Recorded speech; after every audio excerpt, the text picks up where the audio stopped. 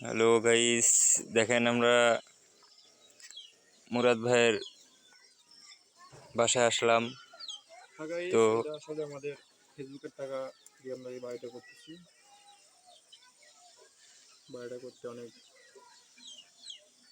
দুঃখ হচ্ছে, আমার অনেক কষ্টের টাকা।